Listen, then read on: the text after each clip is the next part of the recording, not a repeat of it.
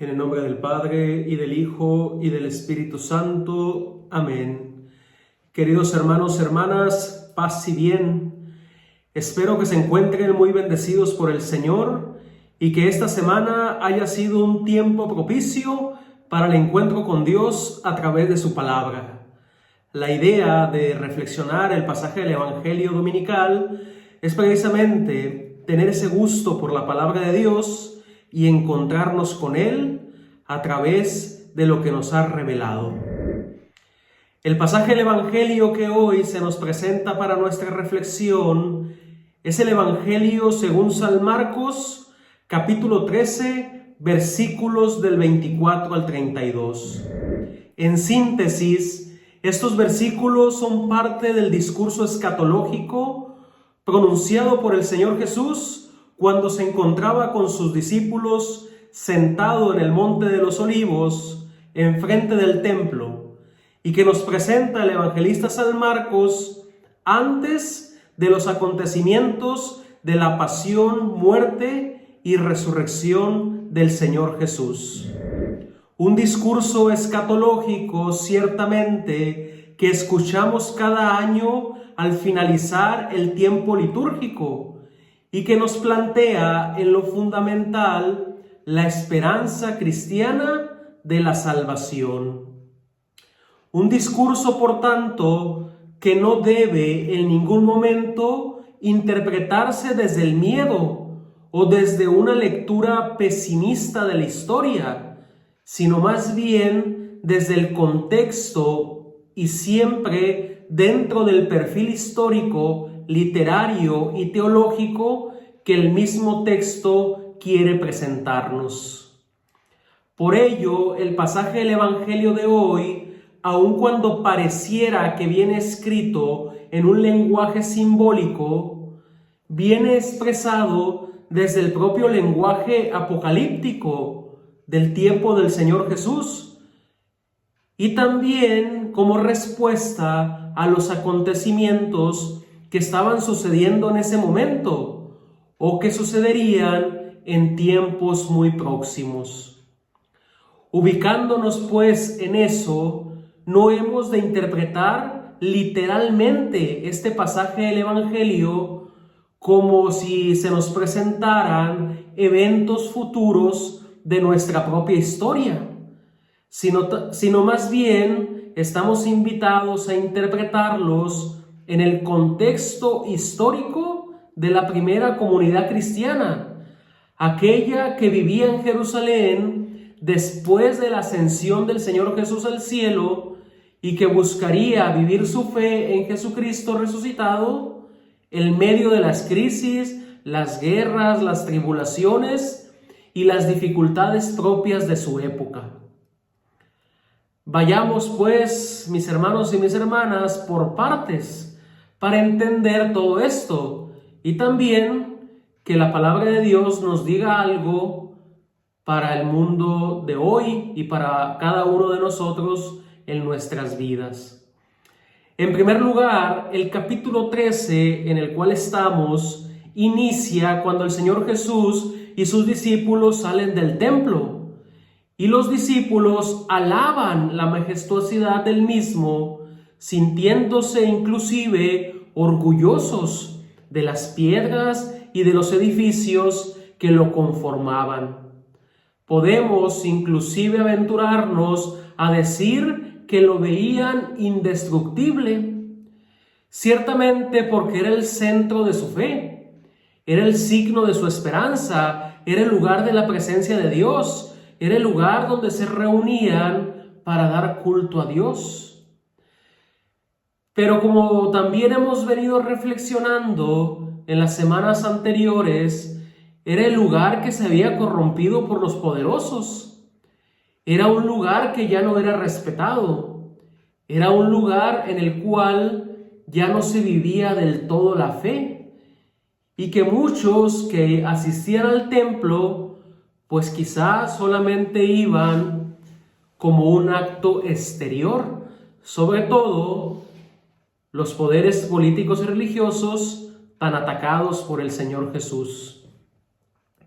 En ese sentido, el Señor Jesús contradice en sus pensamientos y en sus ideas a los discípulos y les dice que de aquel templo no quedará piedra que no sea derruida.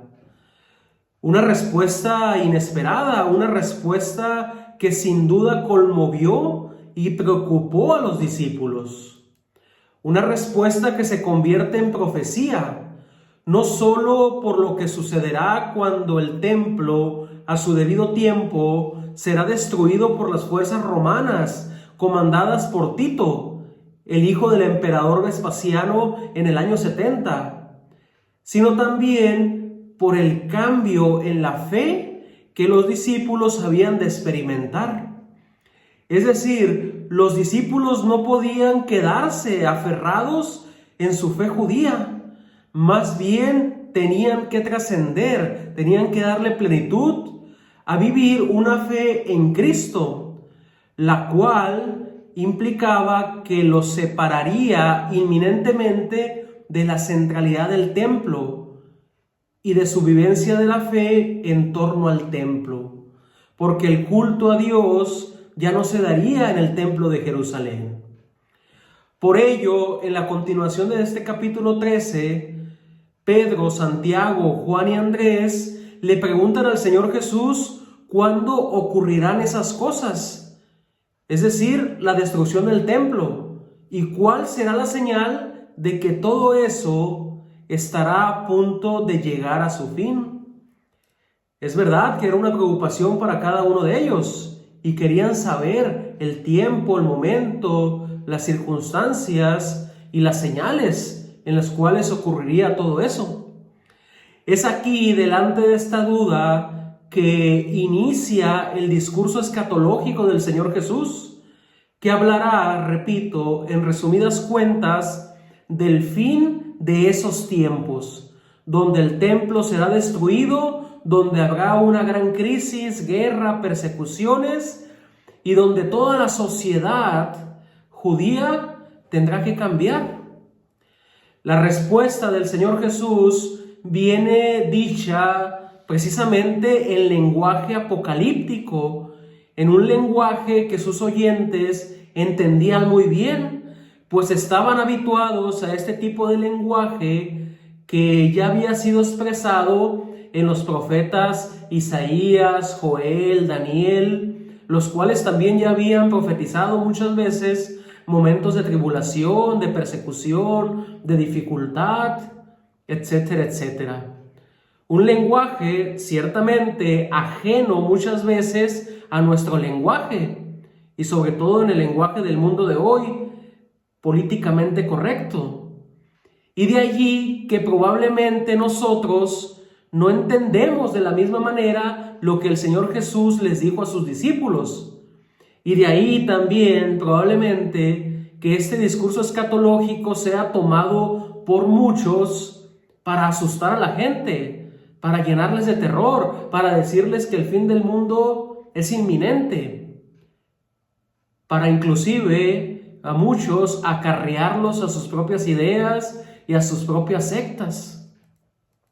Pero bueno, eso será otro tema. Lo importante es que de frente a todo esto, los cristianos no serían ajenos a nada de ello. Ellos vivían en Jerusalén, tenían sus comunidades cristianas allí, y ciertamente seguían siendo judíos, y aún no estaban separados del todo de la fe que profesaban como pueblo de Israel. Por ello, nuestros hermanos cristianos de las primeras comunidades tendrían las mismas consecuencias que todo el pueblo judío y todos aquellos que se encontraran en Jerusalén cuando el Imperio Romano decida destruir Jerusalén, cuando llegaría esa invasión por parte de Tito. Entonces, mis hermanos y mis hermanas, en este contexto histórico, el pasaje del Evangelio de hoy nos habla sin duda del tema fundamental de la esperanza. Pero ¿de qué manera nos habla? Cuando el pasaje del Evangelio dice que a pesar de toda aquella tribulación, a pesar de todo lo que sucederá, a pesar de todas esas desdichas, a pesar de las persecuciones, los cristianos verán al Hijo del Hombre que vendrá sobre las nubes con gran poder y gloria para salvarlos. En otras palabras, el texto actual invitaba y nos invita ciertamente a nosotros a renovar la fe y la esperanza en el Señor Jesús, que no deja, que nunca ha dejado y que jamás dejará sola a su iglesia, sino más bien la robustece y le da todo lo necesario para encontrar el camino hacia su salvación. El pasaje del Evangelio también nos dice que el Señor Jesús enviará ángeles y reunirá a sus elegidos. Es decir, los cristianos serán reunidos, serán convocados, serán iglesia. Y como iglesia tendrán que afrontar todos los acontecimientos presentes y futuros. Porque será la unidad de la iglesia generada por la fe de sus miembros y por el amor que hay entre ellos que producirá la salvación a todos. El pasaje del Evangelio de hoy, en su tiempo, en su contexto histórico, era una llamada a permanecer en la unidad y evitar la dispersión. El miedo, producto de la falta de fe, genera siempre división y dispersión. Y en el fondo, la soledad de sus miembros, el que estén solos, el que estén separados. Y por tanto, en esta situación, siempre son más vulnerables ante los ataques de los enemigos. En ese sentido, en el contexto histórico, repito, de la llamada gran desolación, cuando el templo es profanado, según el lenguaje del profeta Daniel, los cristianos han de vivir más unidos que nunca, han de vivir como una sola carne y un solo corazón, porque solo estando juntos podrán encontrar la salvación. Este texto ciertamente lo podemos actualizar a nuestro mundo de hoy, en medio de esta crisis generada por la pandemia, en medio de tantas decisiones que los cristianos hemos de tomar de frente a aspectos muy puntuales. Y es ahí que el texto nuevamente nos llama a la esperanza, a darnos cuenta que somos salvados por la fe en Jesucristo y que Él siempre viene con su poder y su gloria para mostrarnos la salvación, pero al mismo tiempo quiere reunirnos, quiere que estemos unidos, quiere que tengamos un solo corazón, una sola fe y que vivamos en un solo cuerpo que es la iglesia. De esa manera podremos pasar cada uno de los acontecimientos que la historia tenga para nosotros. Aún a pesar de que haya guerras, que haya crisis económicas, que haya pandemias, que haya lo que haya, siendo iglesia unidos con esa fe en Jesucristo, es que todo puede pasar. Y todo pasa. Esta realidad también la podemos encontrar en los acontecimientos próximos que el evangelista nos va relatando y que nos relatará en los próximos capítulos. Porque el Señor Jesús habla ante todo de los próximos días de angustia, tribulación y dolor. Dice que sucederá algo tan grave e inconcebible que todo se trastornará por completo. No habla del fin de los tiempos, sino del presente, de la vida de cada discípulo. Los últimos días de los cuales habla, podemos interpretarlos como aquellos días de la Pascua y de manera especial en el momento de la cruz. De hecho, en estos versículos que reflexionamos, hay varias referencias al pasaje que narra la muerte del Señor Jesús. Y pasamos del aspecto histórico, literario, al aspecto teológico. ¿Por qué? Porque podríamos decir que en este discurso escatológico, el Señor Jesús no cuenta más que lo que sucederá en la cruz y a partir de la cruz. Lo primero que se nos dice es que todo se va oscureciendo. Marcos capítulo 13, versículos 24. Así, cuando el Señor Jesús sea puesto en la cruz, en ese momento el sol se oscurecerá. Hay un paralelismo y esto se nos dice en Marcos capítulo 15, versículo 33. Y eso significará que con su muerte se acabará un mundo. La cruz es sobre todo el final de algo, y este algo es precisamente el mundo del pecado, el mundo de la propia muerte, el mundo en el que el ser humano es esclavo del mal. Este mundo termina con la cruz del Señor Jesús, y eso es precisamente lo que viene a salvarnos del pecado, del mal, del miedo, de la muerte, para darnos vida eterna. Pero esto no es todo, porque es precisamente en la más profunda oscuridad que sucede o que puede suceder que alguien puede ver algo nuevo.